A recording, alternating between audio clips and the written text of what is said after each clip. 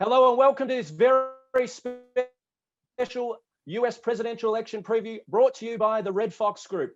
The 2020 election promises to be one of the most consequential presidential races in modern political history. The entire world is on edge and looking on in earnest. We're just a week out from polling day, and Democratic challenger and former Vice President Joe Biden appears to have a healthy lead in polls as we head towards that all-important first Tuesday in November. And for our Melbourne audience in tonight, I'm not talking about Melbourne Cup Day, as important as that is. But just like he did last time in 2016, could Republican Donald Trump defy the polls, the experts, the pundits, the media, and pull off another come-from-behind victory? The polls do seem to be narrowing a little bit in the last couple of days. I'm John Kehoe, former Washington correspondent for the Australian Financial Review, and now senior writer here in Canberra. To delve into these crucial issues and to answer all your questions, I'm pleased to be joined tonight by the Red Fox Group's data analyst, political pollster, and US political junkie, Zach Alexopoulos.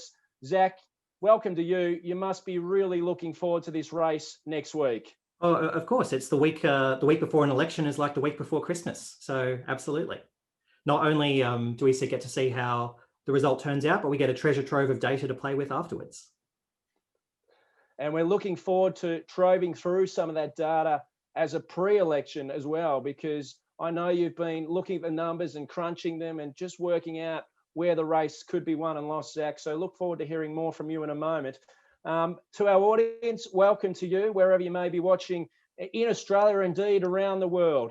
We'd like to encourage you to put forward your questions, which will be answered through the evening from around about 7:25. So through the Zoom platform, make sure you put plenty of questions to Zach and indeed myself as well.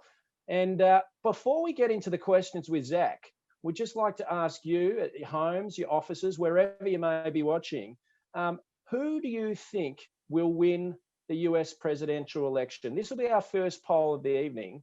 If you could just log on now and answer that question, and we'll come back later in the evening for the results on that, and we'll sort of delve in, and then at the end of the night, we'll ask you the same question again and see if Zach's insights from his data and the conversation we have over the next hour influences you a little bit either way. So look forward to hearing who you think is going to win the US presidential election. Zach, before I ask you the first crucial question tonight, I just want to relive a bit of my memory from the US. Back in 2016, about 2 weeks before polling day, I was living in Washington, D.C. I jumped on a Greyhound bus, and it was a tour through some key swing states to talk to the everyday, ordinary American voters. I went through Virginia, North Carolina, South Carolina, and then got down to the all-important state of Florida that we know is going to be so crucial in this race. And a few of these states were key swing states. And I met a lot of white working class Democrats who said they were going to vote for Trump: tow truck drivers, blue collar workers, welders, tradies, these sorts of people. And then I got back to Washington. I rang up a pollster there and I told him about my experience, saying I'm meeting a lot of Democrats who are going to vote for Donald Trump. And he said, "How do you know they're Democrats?" And I said, "They told me they were Democrats." And he said, "Oh yeah," he said, "some people just like to say that they're one party, but they're going to vote for the other in this election." And his famous last words to me were, "Unless the polls are completely wrong, Hillary's going to win." And then we know what happened. About 2 weeks later after that conversation, Donald Trump was elected the 45th president of the United States. So the opening question to you, I know it's on everyone's mind in the audience, Zach, is how can we have confidence in the polls this time? We know that Joe Biden appears to have a healthy lead. Can we trust the polls? So the easiest way to answer that question is, I'm not a visual person, but a lot of people are. And I find the easiest way to answer that question is with a couple of graphs. There won't be many more graphs tonight. It'll just be these ones. But I would like to show you a couple of graphs to answer that question. So I'm going to attempt to share my screen. And there we go. Now, can you see the graph that I've just put up there? Indeed, we can. We can. So this is a graph of every general election poll in 2016 between Clinton and Trump up to the week before the election, i.e. at this point in the campaign. Every blue dot shows Clinton's proportion of the vote in a poll. Every red dot shows a proportion of Trump's. And I've run trend lines through them so you can see what the overall pattern was. Now, if you're looking at that graph, there's three things really that stand out about it. The first is that, yes, Clinton's line is consistently above Trump's, but it's never very far in front. It was never a very big lead, even when she was at her peaks. On top of that, you can see that that line has a lot of ups and downs. Essentially, whichever this was an election between two quite unpopular candidates, the least two popular candidates ever to face each other since the start of modern polling. And essentially what happened was that whichever candidate was getting the more publicity at that time would do worse in the polls. So Trump would say something outrageous and his numbers would go down, and then there'd be another story about Hillary Clinton's emails and her numbers would go down, and you'd end up with this wavering line on the graph. The other thing to think about is neither of those lines are particularly far up the graph. The numbers for Trump and the numbers for Clinton added up to maybe the mid 40s. That meant there was close to 15% of the electorate. At this point, it was 15, 14% that were voting for neither Trump nor Clinton. Either they were saying they were unsure or they were voting for a third party candidate. And in 2016, you had several strong third party candidates like Gary Johnson, former governor of New Mexico, running as a libertarian, Jill Stein running as a Green who'd run before, and so on. So Clinton's lead wasn't very wide.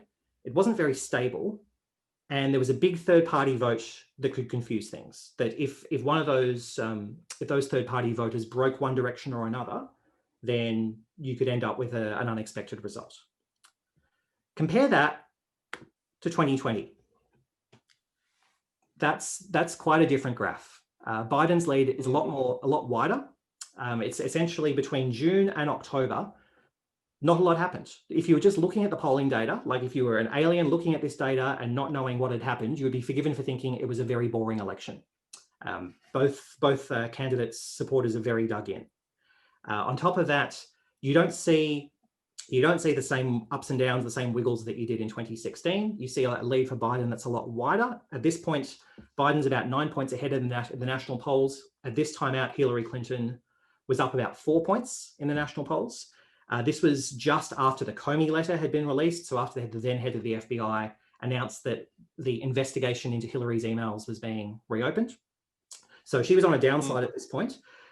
And then finally, you don't really have much of a third party vote to speak of. If you flick the graphs back and forth, you can see that both lines are a lot further up the graph.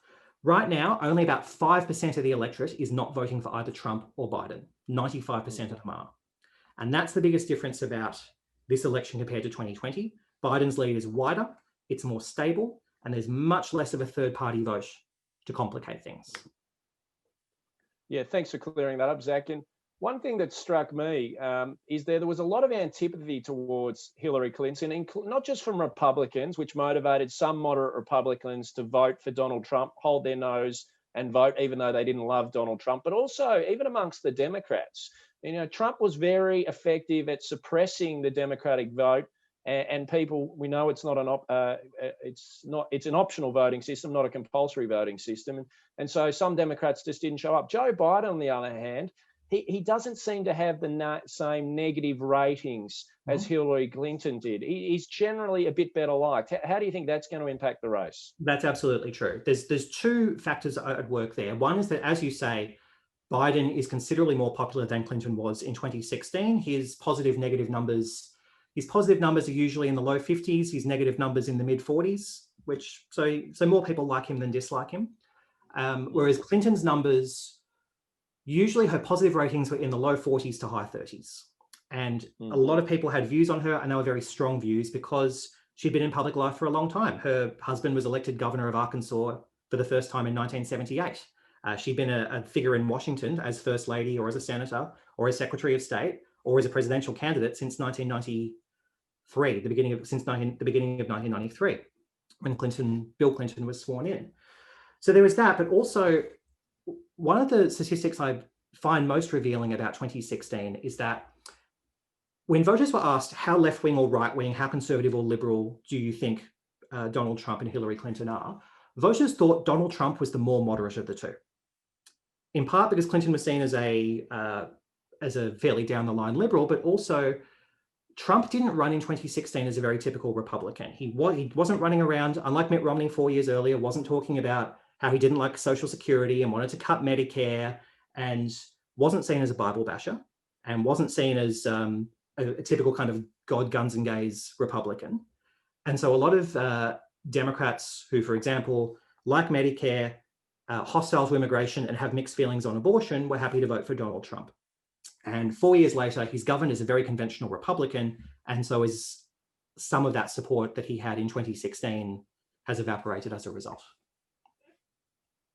And a reminder to our audience, those questions are starting to roll in. Just click on the Q&A tab on Zoom and we will get to your questions in a little bit later in this half hour as well.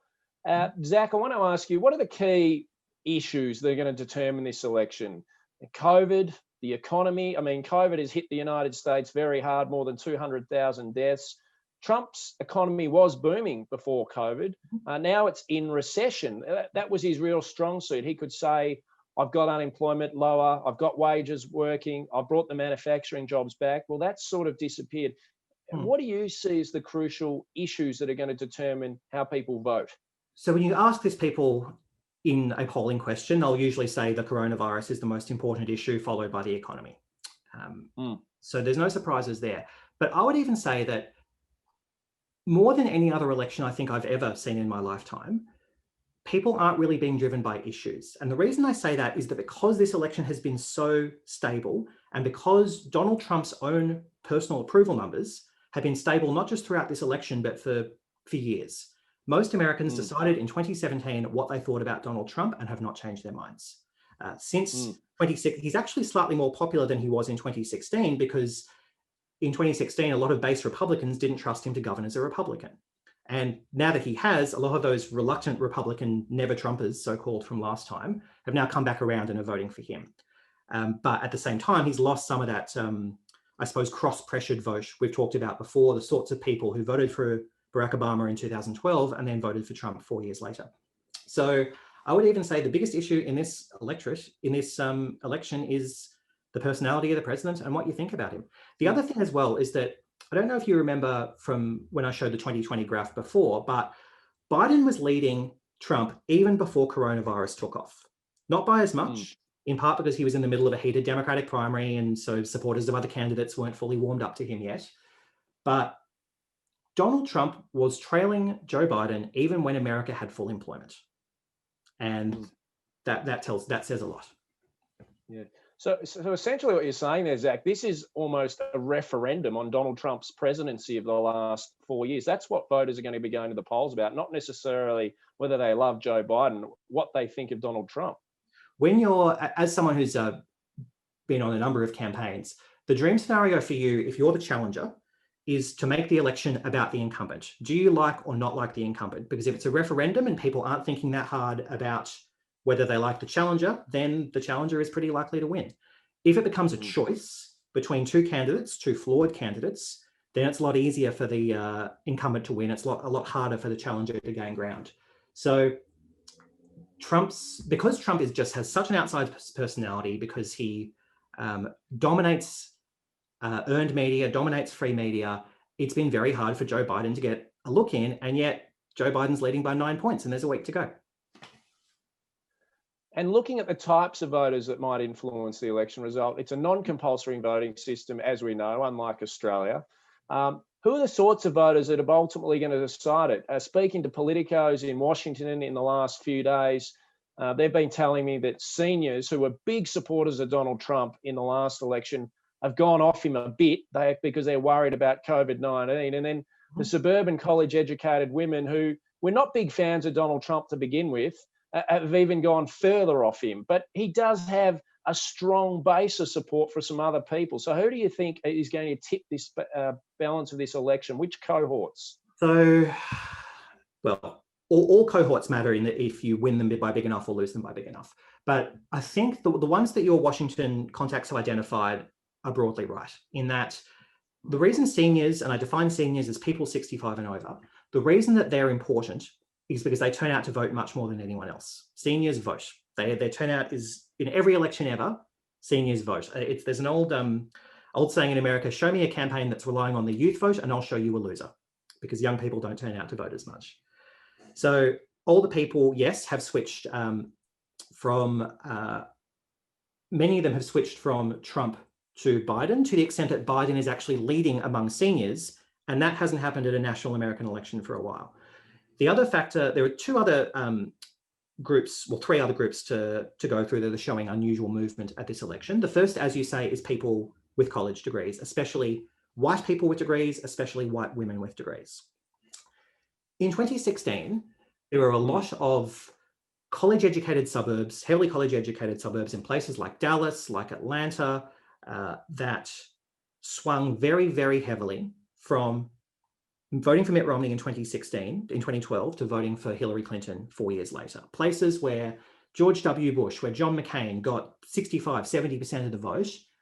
In a lot of those places, Donald Trump polled maybe 55% of the vote. And the Republicans did even worse at the midterms 4 years later. Now, Hillary Clinton lost the election, so no one noticed that had happened. But the suburban backlash to Trump started in 2016. And it is, if anything, accelerated this time around. So that's another factor as well. How far can he fall among white women with degrees? The final group is the one you've mentioned before, the white working class. Now, I don't like the term working class because it tends to be a bit of a Rorschach test that means whatever the person using it wants it to mean.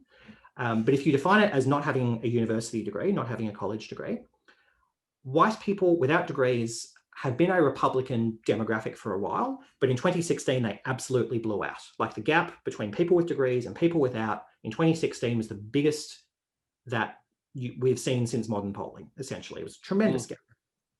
And the group that swung from Obama to Trump tended to be very heavy on that group, especially non-evangelicals in that group. So secular white people without degrees were like the ground zero of the switch from Obama to Trump. The question is, 4 years later, how many of them have come back? There is some evidence that Biden has pulled some of them back, but he's still not nearly up to where Barack Obama was in 2012. So the question is, how high can Biden lift his score among that group? Yeah, I think Donald Trump famously said, "I love the uneducated," and that certainly was a contrast to how he painted Hillary Clinton as a bit of an elite. Whereas I think Joe Biden probably is seen to be a little bit more in touch with the common American in those industrial Rust Belt states that Trump managed to snatch off the Democrats last time. Just looking at the states, Zach, you told me in a pre-chat you've been to about 35 American states, which is very impressive. That even eclipses 25 or so states for me, and I lived there for nearly 5 years. But this election's going to come down to probably only about half a dozen key swing states to get the 270 electoral college votes. On election day, Australians back here on Wednesday next week, what states should we be looking for early to get an idea about which way the election's going? Well, as was the case in 2000, the first answer to that is Florida. Florida. And the reason for that is whether we know the result on election night will depend largely on Biden's lead, of course. There's virtually no scenario where Trump wins and it's clear on the night if the polling is anything like accurate.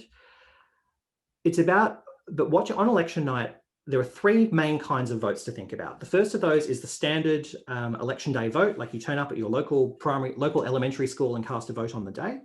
There's early votes cast in person, and then there's votes cast by mail. Different states have a different mix of those because the rules for voting are set at state level and they get counted in different orders. So on election night, unless you know what you're looking at, it will be quite confusing. The numbers will often be quite confusing. So Florida is a really, really important state to watch to decide, because it will tell us more than any other state whether the count will go on for days afterwards. The reason for that is that Florida is on the East Coast, so its polls close before most other states. But most importantly, Florida counts fast, like really fast. It's always had a lot of old people. It's always had a lot of second homes. So it's always had a big vote by mail segment. They're used to a lot of mail votes. They're used to counting those. And what they do is they process the mail and the early votes on election day before polls close, and then dump the totals out not long after the polls close. During the primary this year, which was in August, almost every county had put out most of their early votes, the results of their early votes, within an hour of polls closing. And most counties had then put out most of their election day votes within 2 hours. Now that is a primary. The turnout was lower. It won't be quite as fast this time, but if they will count fast. Only votes received by election day can be counted in Florida, so there won't be days waiting around for late arriving mail votes. And if the polls are right and Biden wins Florida by 2, 3, 4 points, we'll know on the night. And if that happens, Trump basically doesn't have a path. If you're a Republican and you don't take Florida and it's 29 electoral votes, there's almost no path back for you. So Florida is the most important. After that, I would point to North Carolina and Ohio and even Texas, because all of them have a big early vote, especially Texas. All of them count very fast. And again, they front load those mail votes and get them counted quickly. And if Biden clearly wins any of those 3 states, he's clearly won the election. I'd put Arizona in the same bucket. Again, massive mail vote in Arizona, always has been. Again, a lot of old people, a lot of second homes. They're used to voting by mail. But it's a few hours behind those other states because it's further west, so it'll close later. It's most frustrating, though, that the 3 states that are seen as the 3 important Midwestern states, Michigan, Pennsylvania, and Wisconsin, they've never had a lot of voting by mail before. This is all new for them. Pennsylvania and Wisconsin aren't even processing their ballots till election day. So those 3 states will take a long time to get a result. So in the absence of that, look to Florida, look to North Carolina, and then Ohio, and then Arizona.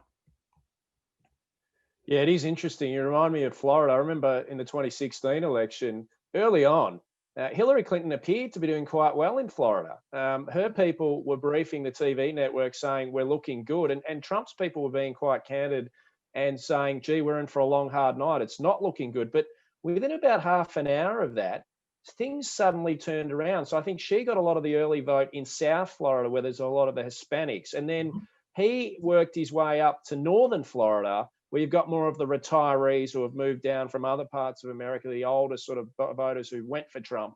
And before we knew it, the race was being turned on its head, and he was running up through Florida and Pennsylvania and North Carolina, and lo and behold, he even snatched Michigan and Wisconsin, which I think had been Democratic since the 1980s or 1992 at least. So yeah, it's going to be very interesting. So my sort of take on that was, don't go too early on predicting the result, because you just never know. But let's wait and see on the results. Exactly. Especially with Florida. It's Florida. It's said that in Florida, it's said that the further north you go, the further south you get. Because the south of Florida, the panhandle of Florida is basically South Alabama, both physically and culturally and electorally and in every sense you can think of. And Miami is just a completely different universe. So yeah, Florida was always a bit weird in that way. And that's true. That's what happened in 2016. Clinton did very well among early votes, and Donald Trump did a lot better on election day. And that effect will be supercharged this time around. And Zach, what about early voting? We're going to get to some audience questions in a moment, but what impact do you see of early voting on this election? We've had more than 60 million people vote already, which is incredible numbers, obviously largely due to COVID, people trying to socially distance, not turn out in big droves on the official election day. Can we read into that anything? So there's a guy called Michael McDonald, who's a professor at the University of Florida, who's done extraordinary work in tracking early votes in every state in the union. And I checked his GitHub before I came on here, where he has a nice website setting it all out. We're up to 71 million votes cast already. In 2016, there were 137 million votes cast. So we are past half of the raw turnout already, and there's a week to go. Turnout is just going to be absolutely through the roof. It was the same during the 2018 midterms. Turnout there was the largest in a midterm in 100 years. Woodrow Wilson was the president the last time you had turnout in a midterm that high. So turnout has been extraordinarily high. Now, among who's voting, because some states track this, some states released early voting, the figures on who has early voted by party registration and by some other factors. Among mail, it's Democrats, because Donald Trump has convinced the Republican base that voting by mail is the devil's work, and so not a lot of them are doing it. And Democrats are leading among returned ballots, so ballots that have been lodged, that were cast by mail, among the states that track it, it's about 2-to-1 Democratic. And that seems to be strongest among white liberals and suburbanites, African Americans a bit behind, Hispanics a bit behind that. What's interesting is that Republicans are catching up in-person early voting. So what you would call pre-poll in Australia, there's more Republicans doing that than Democrats, but the volume of mail is so much higher that overall Democrats have cast more votes. Having said this, a lot of those votes would have been cast on election day anyway. And trying to predict how many people vote on election day who didn't vote before that is very, very tough. So really the only thing you can read from that is that turnout is high. And in terms of whether this is entirely cannibalizing election day or whether there are new voters being brought in, the only state that puts out data that allows us to answer this question is North Carolina. North Carolina, for male voters and early voters, puts out figures on what proportion of them voted in 2016 and what proportion didn't. And in those votes from North Carolina, about 75% cast a vote in 2016 in North Carolina, 25% did not. Now, some of those people might have turned 18, they might have become citizens, they might have moved to North Carolina from somewhere else. But there were probably also a lot who just didn't vote in 2016, which does suggest that new voters are being brought in. But as to what effect this has on election day and how this compares to election day, we have to wait for election day. Turning to our audience questions now, and they are streaming through the questions as well. So if you'd like to ask any questions, just go to the Q&A tab on Zoom and we'll get them to them now. From D. Fadul, initial D. Fadul. Zach, one for you. A number of the state-based polls are showing a much closer race. Does the national poll trend also apply in the swing states? So that is from my old friend Danny Fadul. So hello, Danny. Nice. Thank you for coming on. The short answer is, in 2016, we had a gap between the Electoral College and the popular vote. As everyone recalls, Donald Trump lost the popular vote by 2 points, but won the Electoral College effectively by about 0.7%. So he won Pennsylvania and Michigan and North Carolina by 0.7% or less. So there was a gap of about 2.5% in the popular vote, between the popular vote and the Electoral College. We're seeing a similar gap this time around. It's about 2-3 points, in that the pivotal state is probably Pennsylvania, and Biden is leading by less in Pennsylvania than he is nationwide. He's also leading by a bit less in Michigan, Wisconsin, Arizona as well. But the net effect has been, so the gap has remained, but it's also been fairly persistent. You haven't seen a lot of variation in the state level polls. Michigan and Wisconsin in particular have been pretty stable the last few months. Florida's come back a bit in the last couple of weeks. Arizona's also tightened a little bit as well. But it's not nearly the sorts of swings you saw in 2016. So while Donald Trump can definitely still win the election while losing the popular vote, the state polls are still pretty stable, much more so than they were 4 years ago. And we've seen in the last couple of days, Justice Amy Barrett has been confirmed as a Supreme Court justice, now tipping the court's balance in favour of Conservatives 6-3, which is going to be one of the most consequential legacies for decades of the Trump presidency, regardless if he wins next week or not. We're getting a few questions about the implication of Barrett being confirmed so close to the election. It was very controversial. Republicans refused to do it for Barack Obama back in 2016. When Obama had virtually the whole year to do it, they refused. They wouldn't hold a Senate vote. The Republicans have gone ahead and confirmed Barrett. A question from Stephen Hambridge. He says, hey, Zach, how do you think the Barrett confirmation might affect or solidify the turnout for either side? And hi, Steve, as well. My view, so look, in June, the George Floyd was killed in Minneapolis, and there were substantial protests about that. And a lot of people were worried at the time that this might swing the election to Trump, that this gave him an opening to run on law and order and thus bring back soft suburbanite voters who didn't usually vote Democratic. And then the polls didn't move. And then you had something similar happen in Kenosha, and the polls didn't move. And all the stuff that has happened this year it's been almost a straight line. Almost nothing has mattered. The one time we've come close was when Trump had that terrible week a few weeks ago where he lost the first debate, and then you had that red wedding event at the White House where everyone got coronavirus because of Amy Coney Barrett. That was the closest we've got to seeing an uptick in the polls, and that was a point or two, and it didn't last very long. So my assumption in this election is assume that people have made up their minds about what they think about Donald Trump. and that anything that happens in the meantime, look, just assume it won't make a difference because virtually nothing else has. Yeah, very good point. Question from Bob Corbell. He asks, why is Biden in favour with the white working class? I know it's a term that you don't like to use, but he seems like an establishment figure. And it's a good point. He's been in politics for about 4 decades. He's been a long-term senator. He's been a vice presidential figure. Yet he sort of still identifies with the working class. And you're right. Joe Biden was elected to the Senate in 1972, the year that Richard Nixon was re-elected. He was elected to the Senate at 29 years old and technically was not yet eligible to take his seat when he was elected. He turned 30 before he was sworn in, which is the minimum age you can be a senator. But yes, he's been in Washington for a very, very long time. As to why he's seen as to why white working class people support him, well, remember, he's still losing white people without degrees. He's just losing them by less than Hillary Clinton did. So most white people without degrees are still voting for Trump. That said, if I was to ask why, and I'd be curious to hear your views on this, John, because you would have talked to some actual white working class Americans about this. When Biden was in the Senate, he was consistently the least wealthy among senators.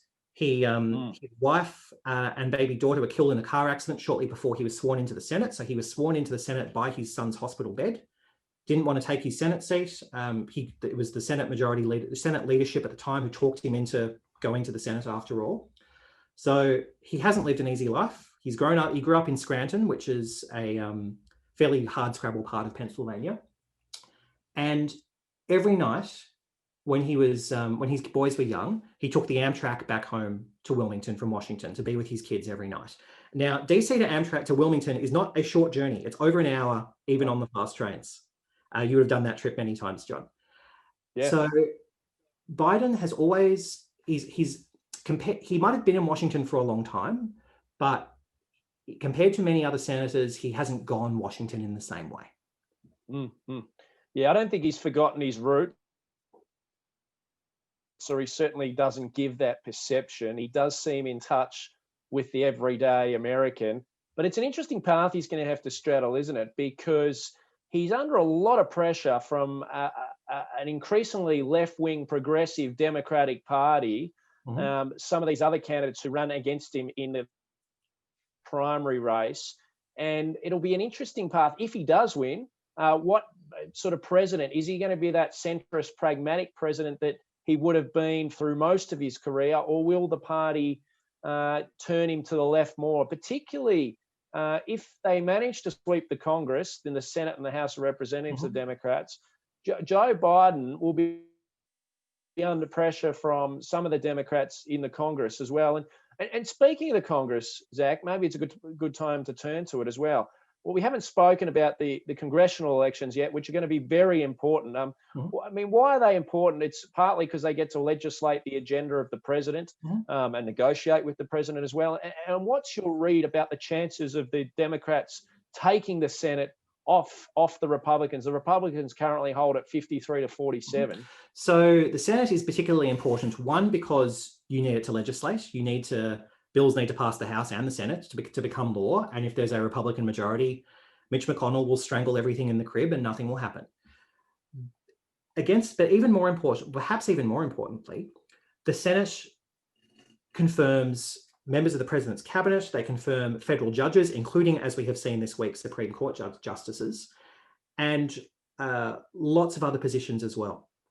To the extent that, you remember during the Democratic primary campaign when everyone was being asked different versions of what do you think about Medicare for all? How are you going to pay for your healthcare plan? All of that. The question I felt like you should have asked them is, how much pork are you going to give to Utah when you're begging Mitt Romney to confirm your cabinet because you don't have a majority in the Senate? So it's very important that there is a Democratic majority in the Senate from Biden's point of view if he wants to be able to govern and to have a cabinet. But in terms of whether there is a Democratic majority, I think they are the favourites to do that, but not as much a favourite as Biden is to win the presidency. It's a very live option, very live possibility. You have President Biden and you still have Majority Leader Mitch McConnell. The reason for that is that they do start on 47, as you say, but one of those 47 is poor Doug Jones down in Alabama, who won a freaky special election against a literal child molester by 3 points in Alabama. Now, there's a rich history of freaky special election results, and in Australia, freaky by-elections getting reversed at the general election. That's likely to happen this time. Alabama will likely elect the Republican, Tommy Tuberville, who is a former football coach, but not for the most popular team in Alabama. So that's some interesting dynamics there among football fans in that state. Doug Jones will probably lose, and then you need to gain 4 more seats. It's easy to see where 3 of them come from. So in Colorado, the former Democratic governor, John Hickenlooper, who ran for president, is quite likely to win. In Arizona, the Democratic nominee is a literal former astronaut called Mark Kelly, whose wife, Gabby Giffords, was a former congresswoman who was shot at a street stall almost 10 years ago now. So he's likely to win as well. And in Maine, Senator Susan Collins is likely to lose too. She's been behind in virtually every poll. And Maine is a relatively blue state at presidential elections. The 4th seat is harder. The most likely had looked to be North Carolina, where the Democratic nominee, Cal Cunningham, is still the favourite, not least because the Republican Senator Tom Tillis was one of the attendees at that red wedding at the Rose Garden and got coronavirus. But Cal Cunningham, it emerged a couple of weeks before the election, was having an affair with a staffer. And as part of this, a lot of very PG-rated sexts were released into the wild because of this. I'm not going to go through them, but look them up. They are mildly amusing. And so that means that North Carolina is not a sure thing. And then in Iowa, you've got a very, very strong Democratic candidate called Theresa Greenfield taking on Republican Joni Ernst, who in 2014 got elected she's a former farmer, Senator Ernst, and got elected in 2014 by running an ad showing her castrating a hog. And 6 years later, had a bad moment in a debate where she couldn't remember the price of soybeans, which in Iowa is obviously a very important thing. But against that, Donald Trump's most likely to carry Iowa. So to win a majority in the Senate, you either need North Carolina to come home, or you need a Democratic Senate nominee to win a state that Joe Biden might not be carrying. So I think overall the numbers still add up to it's more likely there'll be a Democratic majority than not, but it's genuinely tenuous, and is much more tenuous than Biden's lead in the presidency. Yeah, that's going to be really crucial. A question from Christina Smith. She says, what's your view on the African-American male vote? Some polling suggests there's been a bit of a shift to Trump, mainly due to prison reform. I remember back in 2016, the African-Americans, they didn't really turn out in droves to Hillary Clinton. Joe Biden was Barack Obama's, of course, the first African-American president. He was the vice president to Obama. Maybe that's helped. But how do you see that male African-American vote particularly playing out? So the African-American vote can be a bit tricky to poll. And the reason for that is that there's a long pattern of African-Americans consolidate around the Democratic nominee quite late. So you ask the question 3, 4, 5 months out, and the Republican number will be very low, but the Democratic number will be lower than what you would think it would be. And there's a big undecided vote. And then often they coalesce around the Democratic nominee closer to the election. There seems to have been some of that at work this time around as well. To the extent that Trump's gains are real and are not an artifact of polling, and I think this is very true of Hispanic votes as well, it's that Trump's campaign is, I would argue, less racialized now than in 2016. He's not running around wanting to keep immigrants out in quite the same way. So otherwise, conservative people of color might feel more comfortable voting for him now than they did 4 years ago. In terms of Kanye West, as an ardent fan of Taylor Swift, I have a lot of views about Kanye West, many of which are unprintable. And so the inner Swiftie is very, very happy that Kanye's presidential ambitions are crashing and burning. But the short answer is Kanye made it onto the ballot in only 10 states. Most of those are states like Oklahoma, where the race is not competitive. Every poll is showing him at less than 1%. He's not campaigning, he's not spending money, so he will go nowhere. Most polls show he's actually drawing about evenly from Biden and Trump, which might sound counterintuitive until you remember that most of Kanye's fans are white. Good point. Look, Hannah Frank asks about the vice presidential influence on this race, particularly Kamala Harris. We know that she would be the first partially African-American woman to go into the White House as the potential vice president. But how is her nomination as VP affecting the vote? And do you think it's going to have much influence on a presidential race, or is it all about the presidential candidates? Well, as I said before, interestingly, in a lot of polls, the most popular person on a major party ticket this year is Kamala Harris. But you wouldn't know that because both of the VPs have been less visible than you would have expected. And I think that in part that's because of the odd nature of this election, and in part because President Trump sucks all the air out of the room.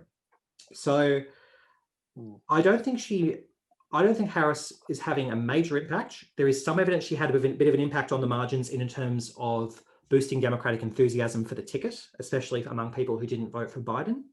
But that has been relatively minor. Pence, I think, was probably an underappreciated factor in 2016 because he reassured a lot of reluctant Republicans, especially evangelicals, that Donald Trump was one of them and would govern like a Republican. So I think Pence made an impact in 2016. But this year, as I say, it's not a bad rule to assume that it won't make a difference. Assume that something does not make a difference unless and until there is compelling evidence that it does. And there isn't a lot of evidence that either Harris or Pence have made a lot of difference this year. Next question I'll take from John McManus. He asks, what is the implications of a Biden presidency or a Trump presidency for Australia? Look, in my experience here in Canberra, the US-Australia alliance, under whether it's a Republican or a Democrat, is going to be pretty strong. Scott Morrison has generally fostered pretty good ties with Donald Trump.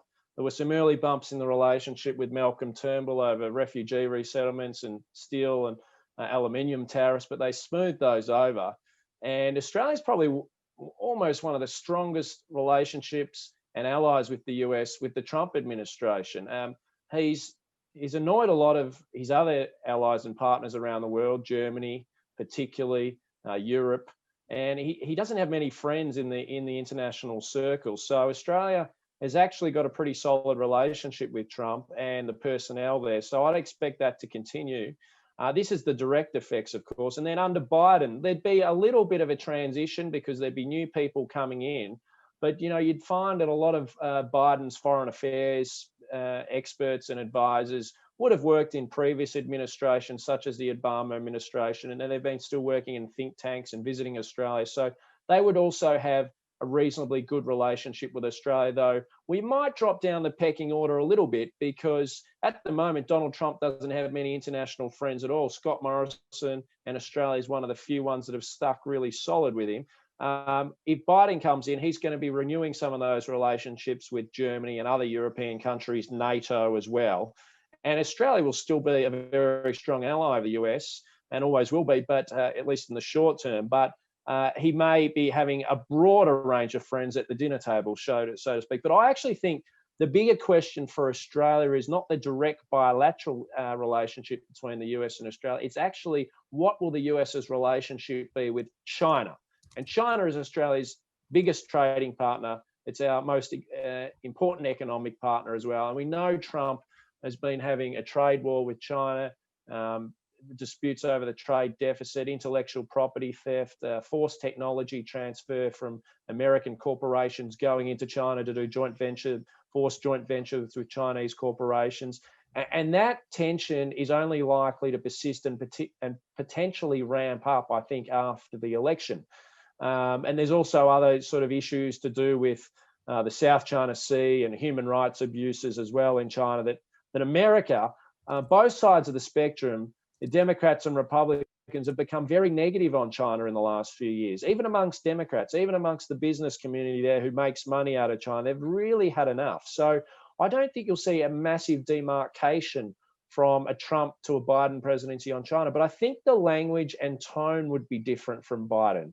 I think he would try and work more with allies and partners, particularly in the Asia region, countries like Australia, Singapore, South Korea, Japan as well, and try and build a coalition of countries to pressure China through more normal sort of institutions, through the World Trade Authority, through the World Bank, through other international organizations as well. And rather than Trump just going toe to toe against China one-on-one, Biden would try to work with other allies and partners to try and use official mechanisms to put pressure on China to change some of its behavior. I think it's probably one of the most consequential things for Australia over the next 4 years and beyond is what's the US relationship with China, because it's going to put us in a very tricky position sometimes. We're going to have to make difficult judgment calls. We don't have to choose between China and America per se, but there will be instances on certain issues where we have to make a call. So let's turn back to the questions. Just scrolling down the list at the moment. Question here from Bob. He says, will the size of the margin affect whether Trump will contest the validity of the vote if he loses? Well, look, you probably need two different specialists to answer this question. One is a psychologist, and in terms of what is going on inside of Donald Trump's head. The other is that in all this talk about whether Trump will concede, whether he'll concede, what attempts will be made to stop the vote count, all of that, it kind of feels like you need a specialist in Latin American politics for this. I feel like that would have quite a few precedents for us here. The short answer would be that the bigger the margin is, and then the harder it is to get overturned. Courts, just despite the fact that this new Supreme Court majority might be more interventionist than we've been in the past, and despite Florida in 2000, courts tend to be fairly reluctant to overturn elections unless there's a very compelling reason to do so. And if the polls are anything like right, then you're probably not going to have that happen. There is a little precedent here I'd like to bring up, even though it's slightly obscure, which is, and that's the Kentucky governor's race in 2019. Now, the governor of Kentucky was a guy called Matt Bevin, who is in many ways kind of a proto-Trump, like an outsider businessman who had never held elected office before, who prided himself on political incorrectness, basically. Got elected governor in 2015, spent 4 years fighting with the legislature and not doing anything. And then 4 years later, he lost his re-election by 5,000 votes. So a Republican losing in Kentucky, it shows you how much he underperformed as a candidate. Yeah. Now, in Kentucky, there's a rule that if you challenge the election, the state legislature can choose to appoint a commission made up of members of the state legislature to investigate it and then put the question to the full legislature as to who wins the election. Now, the Kentucky legislature is run by Republicans. And shortly after the election, Bevin lost by 5,000 votes. Some of his allies started putting it out, oh, look, maybe we'll invoke this principle to throw the election to the legislature. They dropped the plan after 2 days because the blowback was so big, including from Republicans. And Matt Bevin was not, the parallel here is that Matt Bevin did not come up through the Republican ranks. He'd once challenged Mitch McConnell in a primary, so McConnell didn't like him. He wasn't one of them. In the same way, Donald Trump wasn't really one of them either. So if you end up with an eight or nine Biden point win, and you end up with clear wins in enough swing states, especially if it's counted early, I suspect that there's a universe where you end up in a nasty partisan fight and who knows where this ends. But I think there's also a more plausible universe where the idea of him challenging the election just falls apart and he spends 2 months on the golf course tweeting and pardoning people. Yeah, good answer, Zach. Ozen wants to know, Zach, what's your view on Trump's likely support from registered Republicans? And I think there's actually been an increase in the number of registered Republicans, bizarrely, for Donald Trump, a big surge.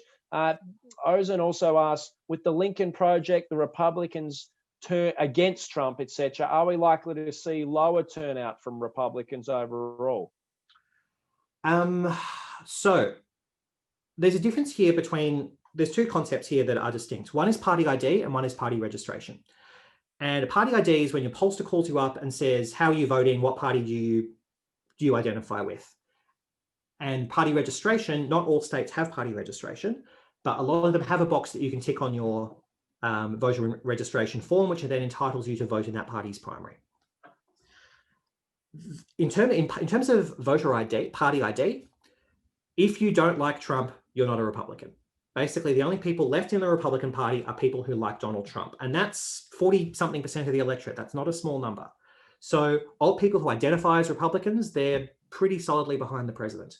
In terms of registered Republicans, so like Mitt Romney types, like people, all the former cabinet members we've seen recently backing away from supporting Trump, whereas they would have voted for Mitt Romney, they would have supported John McCain, they would have supported Republicans back to Ronald Reagan. There's a lot of them because there's a lot of them that have been getting a lot of coverage because they tend to move in, and forgive me for saying this, John, but they tend to move in the same circles as journalists. And so journalists tend to see them and tend to write about them a lot. So I think the answer to that is, yes, you do have some of those people switching from refusing to vote for Trump, but at the same time, a lot of them already didn't vote for him in 2016. So that group exists, but I don't think it's particularly big. I think it gets a lot of media attention, and I love the Lincoln Project's ads, but a rule of mine as a campaigner is that if I, as a political professional, or in a past life, a political professional who worked on campaigns, if I think an ad is a good ad, it's probably not a good ad, because the sorts of voters who decide elections and who are persuaded by television advertising aren't like me. And I think the Lincoln Project's ads get a lot of likes and a lot of shares because they're very good ads that speak a lot to people like us. I'm skeptical as to how much they're actually moving the needle. Really good inside the Beltway question here from Hannah Frank. Has there been any interesting developments in campaign technology or data this cycle that you've observed? And what are the lessons for Australian political campaigners from this US election? Well, we've learned that you can campaign from your basement and still win an election is one thing. What's been very striking is that certainly on the Democratic side, they're having to fight an election and get out their vote without knocking on doors. And the reason for that is that there's been a lot of polling about this that has asked voters, do you feel comfortable if a political canvasser knocks on your door? Most Republicans do, and most Democrats don't. So if you're a Democrat knocking on doors to get out the votes, it's going to backfire. It's probably going to lose you support. You can't do it. So you have to find ways of talking to those voters in other ways, which is difficult because we know that an in-person conversation is generally a lot more effective than a phone call or a text, or certainly an email. So obviously the campaigns tend to keep this stuff quite tight, quite close to their chest. But from what I'm told, there's been a lot of advances in texting, especially. So SMS as a technology is over 20 years old now, but everyone has a phone, people answer SMSs. A lot of people don't answer calls, but might answer SMSs. And so there's been a lot of advances in that. Plus, social media remains has been growing in importance as well. And there's just a tremendous amount of testing you can do with that. That said, the single biggest impact remains TV ads, because a lot of people watch TV, especially in the last 6 months. A lot of people are spending more time at home. And a lot of people, strange as it may seem to us youngish, university-educated professionals with several Netflix accounts, a lot of people still watch broadcast TV. So finding ways to test the most effective ads and which time slots to put them in, that's something that I suspect there's been a lot of work on this cycle as well.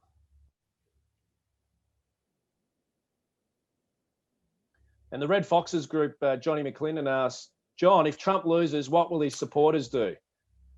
Well, I think it'll depend how, and I'm not suggesting it will be, but if it is a landslide against Trump, maybe they'll just take their base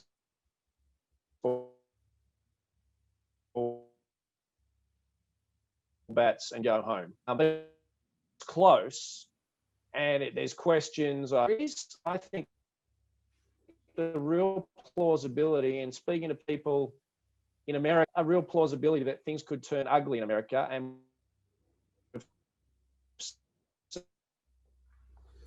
yes, seen it in recent times during the racial. I'm hoping they're. Yep. So in terms of what happens with, but I don't think we can rule it out. I know, sorry about that. That's right. So in terms of what comes next, like You go all I ahead, do Zach. really is refer back to my Latin American example before. I think a Latin American specialist would probably be able to answer this question better.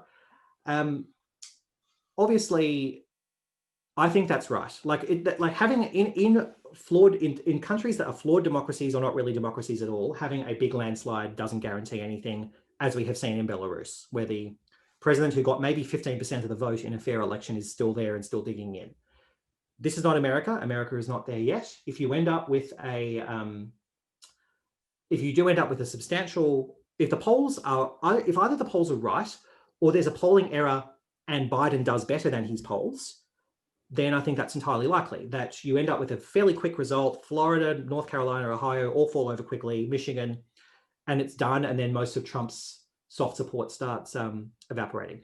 Now, there's one this is probably not going to happen. There's maybe a 1 in 5 chance this happens. But there is a chance that Joe Biden carries Texas because it's close. It's 38 electoral votes. It's extremely suburban. It's quite multicultural.